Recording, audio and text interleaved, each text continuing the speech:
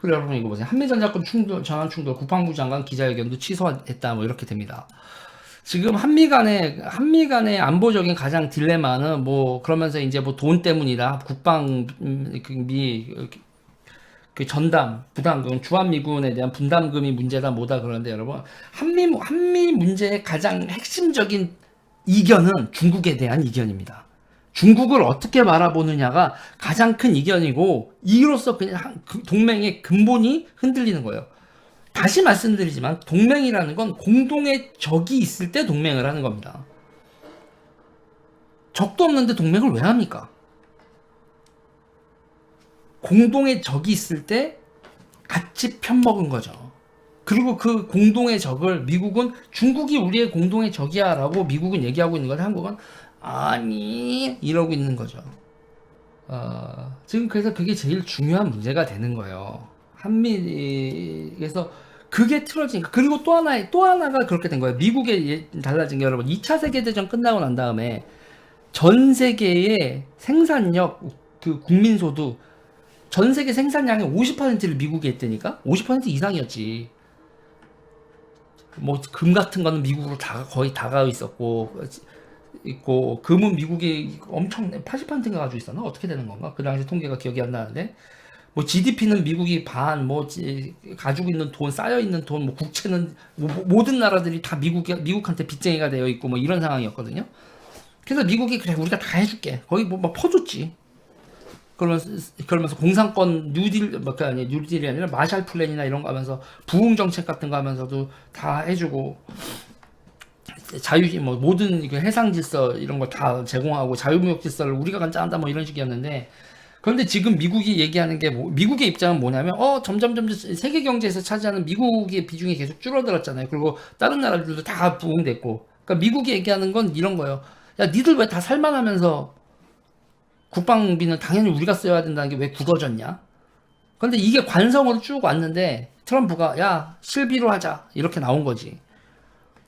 미국의 주장이나 이런 게 그러니까 미국이 자기 이런 식으로 나오는 거에 대해서 조율을 그런 식의 입장으로 바꾼 거. 국방비에 있어서 부담금 같은 경우 니네가 한 20%만 내라 이런 거에서 트럼프는 100%다 내 이렇게 되는 건데 결국은 그 조율이 주한미군을 유지하는 비용을 지금이 5조라고 했을 때 그 비용을 우리가 20% 정도인 1조를 내느냐 뭐 2조를 내느냐 2조 5천억을 내느냐 이런 거에 대한 미국의 조율을 하면서 일단 100%를 불렀죠. 100%다 내면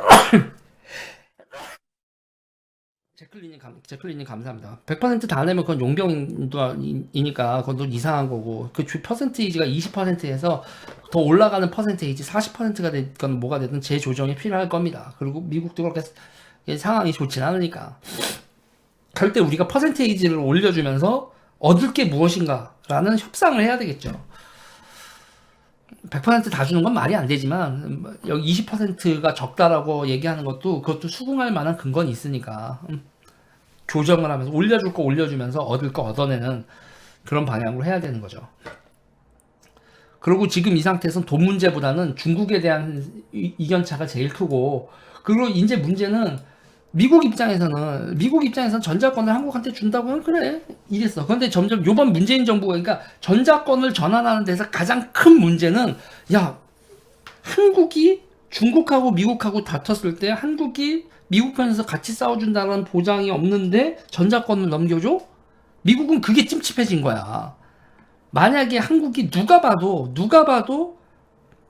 야 그래 한국한테 전자권 줬다고 해도 중국하고 트러블이 나고 기타는 상황에서 야 니네 전시작전 전쟁 났는데 아무래도 이제 전시 작전 능력은 니네 안 되는 것 같아. 그냥 통합을 하든가 전시 정보망 뭐 지소미아 같은 걸 통합을 하던가 아니면 우리 통제에 움직여 주던가 하면서 그때 다시 한국한테 얘기하면 합리적인 방향으로 얘기가 조율될 수 있는 상대야 라고 생각을 하면 전시작전권을 줄 수가 있을 수도 있지.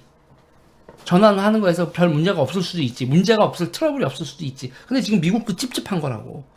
F-35도 팔았고 여러 가지 무기를 다 팔았고 그랬는데 얘들이 우리 편에 안 설 수도 있는 것 같은 이 찝찝한 뭐지? 그러면 전시작전권을 주겠냐고. 찝찝한 거 아닙니까? 옛날 월남과 상황이 매우 흡사한 듯해요. 월남하고 그 그렇지요. 그런 면에서 비슷한 면이 있죠. 지금 여러분 되게 위험한 상황이다.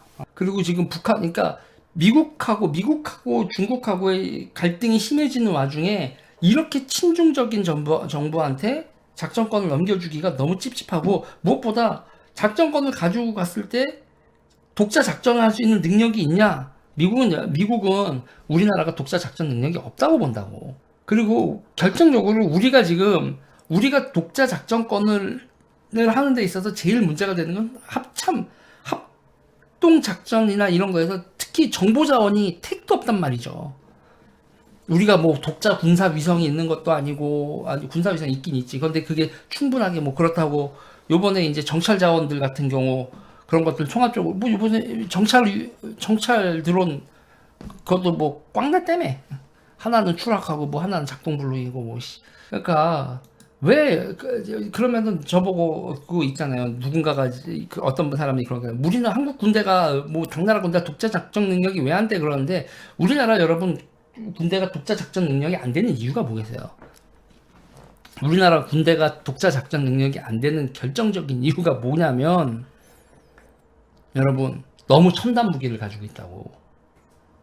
옛날 있잖아요. 옛날 무기들은 우리가 다 독자적으로 작전을 행사하고 할 수 있어. 그런데 첨단 무기들을 운용을 할 수 있다. 그게 문제인 거야. 지금 뭐 F-35나 기타 등등 미국의 도움과 미국의 네트워크망, 미국의 그 작전 통제 그걸 벗어나서 최근에 사온 완전 셋백 무기들을 미국에 상관없이 우리가 독자 운용이 가능하다? 잠깐만. 그게 물음표가 100만 개가 찍히는 거야. 그런 거죠. 지금 보조 전력이 없죠. 저게 딩동댕이라고. 무기를 보충하는, 그러니까 쉽게 생각하면 어떻게 해야 되냐면, 무기를 운용하기 위해서는 수많은 액세서리가 있어야 되는데 그 액세서리가 없는 거야. 아니, 그리고 여기서 더 웃긴 거는, 예를 들면 우리나라 F-35가 딱 하면서 미국의 작전 통제권은 가지고 있지 않지만 미국의 GPS가 없으면 운용되지 않는 장비들. 뭐 조기 경보기, 뭐 유도 시스템, 미국의 유도 시스템, 뭐 이런 기타 등등해서, 참 모르겠어. 나는 지금 무슨 생각을 하고 있는 건지.